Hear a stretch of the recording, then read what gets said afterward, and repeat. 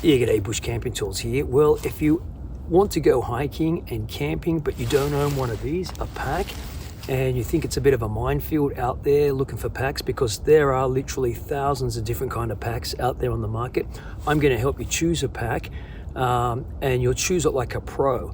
So stick around and I'll show you what you got to look for in a pack. But before I get into that, I want to say never ever buy a pack off the internet. That is, unless you've already tried it on in the shop, and we'll talk a bit about that in a minute.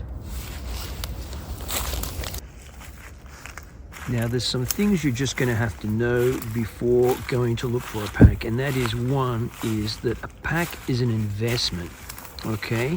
A pack is an investment for the years. You should expect to get something like, 10 to 15 years, maybe even longer out of that pack.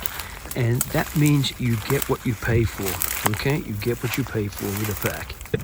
So if I'm talking about longevity, 10 to 15 years, we've got to look for something that's going to last. And that means a really good construction. And the first thing that I like to look at when I'm looking for a new pack, and that's not all that often, or whether I'm helping someone else look for a new pack, is what is the outer material made of, especially the base of the pack. So you're going to be looking for something which is at least 500 denier nylon. What does 500 denier nylon mean? Well, denier, if you're not familiar with it, is like a rating on the thickness of the material that certain outdoor gears are made from woven sheet fabric. And the bigger the number, the stronger and more abrasion resistant the stuff is. So right at the very top, you've got like 1,000 denier. There's probably more than that, but generally a good base for a pack is going to be in the range of 500 denier and upwards. So that's what you're looking for a start, because if that bottom of the pack is not very abrasion resistant, then the moment you put it down on rocks, you're going to put a hole in your brand new pack. And you're definitely not going to get a 10 to 15 year life out of it. Okay, let's say that you've found a pack where the outer material is pretty abrasion resistant, both the base and the sides of the pack. The next thing to look for is the harness system. What's really good about this pack design is you've got this section here which does not sit directly against the spine, and that allows airflow to come up through here like that to prevent a really sweaty back. I can even remove and totally adjust the waist belt here on this pack, which is really great. And it also has an internal aluminium frame that can be slightly adjusted and molded to my back. Many good quality packs have an internal aluminium frame that can be slightly adjusted to your back, and that's a really key point. If you're like me, you'll look for a waist belt with gear loops on the side here. While these are not structured, you can stick carabiners, all sorts of things, knives, water bottles, drinking mugs, all sorts of things can be hung off these sturdy loops on there. So your pack may or may not have, and this is a very good padded waist belt too here, very, very padded. Yeah. Make sure you have enough padding in the waist belt on the pack you decide to buy. This is very padded here on long journeys, and you can easily hike with about 20 kilograms in the pack 20 kilometers in a day. That's not a super far hike in between campsites or in between huts, depending on where you are hiking or trekking around the world. You're going to have a really padded waist belt. It makes a huge difference. I mentioned this before, having a hauling loop. This is really important. This just aids you doing all sorts of things, from either hanging your pack in a tree, like you see me do on many occasions on this channel, or hauling packs where you might have to do some sketchy climbing up narrow rocks, things like that, and it's not possible to carry your pack easily without getting the pack all mashed up on the rocks. And so you would leave your pack and you would haul the pack to the top with a rope. So these gear hauling loops are really important. They should not be flimsy whatsoever. What kind of harness system has it, and how does it fit you? So the only way you're going to know that is by going into the shop and actually trying it on. That is the only way to work that out. No other way. Put it on in the shop, tighten up the waist belt. And the waist belt, by the way, the waist belt has to sit on your hips, because it's your hips which are going to stop the waist belt from slipping down. Yeah. And when you do this in the shop, this is why I said in the beginning, don't buy one off the internet unless you try one in the shop, and maybe they won't match a price and you can get the same pack off the internet, is that in the shop, if it's a good shop, they should be able to, in fact, load that pack up and with some weights, so it simulates how you're going to go camping, hiking with gear in the back, so you can get a feel for it, because that pack after 20 kilometers, trust me, has to be still very comfortable, because if it's not, it's going to be killing you. It's going to be giving you a very, very miserable time out there, and you just won't enjoy the camping trip whatsoever because of the pack.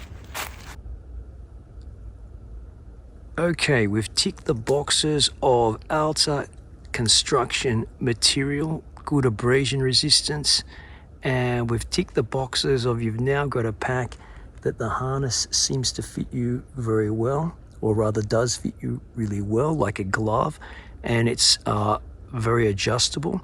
What are the next things that I look for in buying a pack?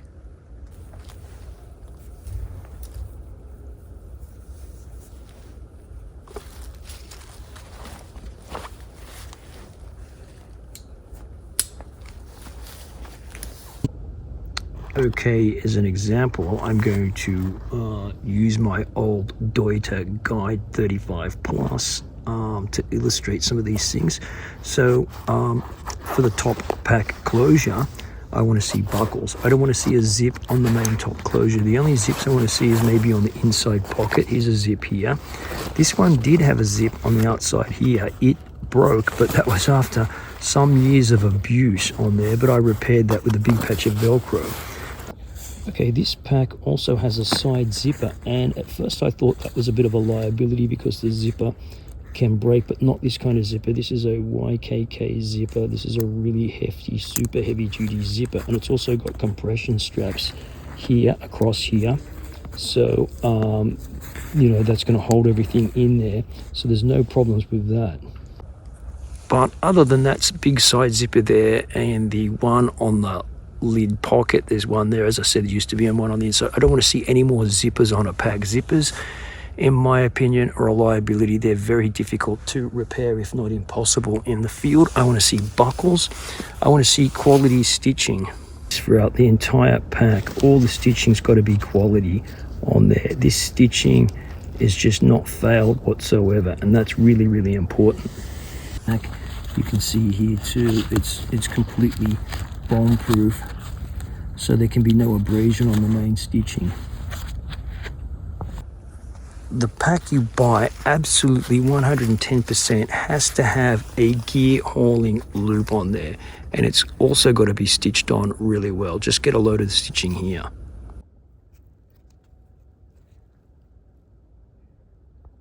Now, whether or not your pack contains a inner pouch to take a hydration pack, that's neither here nor there, but I'm going to tell you, having a hydration pack inside the bag makes a hell of a lot of sense for hiking, because it means you don't have to stop to take out a water bottle to get a drink of water. You can drink on the move.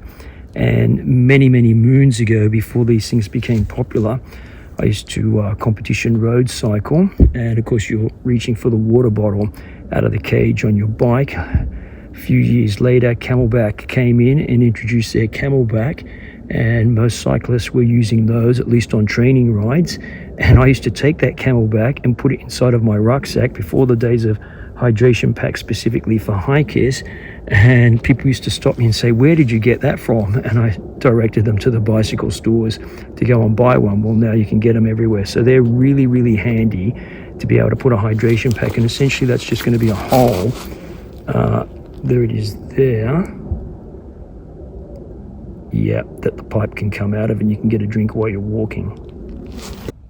The other thing I'm going to be looking for in a pack too is having this thing called a throat. This is like an extendable part of the bag. This can actually come up, or you don't have to use it at all. It can be tucked inside the bag, and this will give you an extra volume of material that can be packed into the bag, and that's pretty good. So this Guide 35 Plus, in this, that's what the plus meant.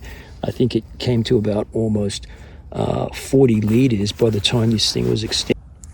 Right, another thing I look for in a pack is having the capacity to put shock cord on the pack, because you can throw jackets underneath of this when you're hiking. You don't have to put the jacket inside the pack, and besides that, you may not have any room to put the jacket inside the pack unless you take some stuff out of there. So that's really, really good. So this pack, because it was designed for like mountain guides, it's got lots of things to place ice axes on there, crampons, skis. It even has a, you know, to put ski mounts, but you can retrofit all sorts of things other than skis and ice axes on there. And as you can see, I've got shock cord on there. These sewn webbing loops are really, really great. Though remember, the more things which are on the outside of a pack are more things to get entangled if you're in the bush. If you're hiking, you know, through pretty thick bush, they're just things to get entangled. So that's another thing to bear in mind. I like a narrow pack too, not something which is too wide. The narrower the pack, the easier it is to keep your balance on sketchy trails. That's really important as well. It goes without saying that when your pack is new, it should be fairly water resistant, if not fully water or pretty waterproof. By that I don't mean you can jump in a river with the pack and your stuff inside is not going to get wet. It's going to get wet, but the fabric should be water repellent and coated on the inside. When this pack was new, it was totally, you know, pretty much waterproof. In a super downpour, nothing inside the pack got wet. There are packs, they used to make them from Macpac. I had one, an Aztec, and excellent mountaineering pack, and it's made from a material, I don't know whether they still make them, but it was made from a material where if it got wet, it kind of swelled up. It was a type of synthetic canvas, and it was never got wet, indestructible material. Yeah, that was a great pack. I think I had that for like 20 years almost.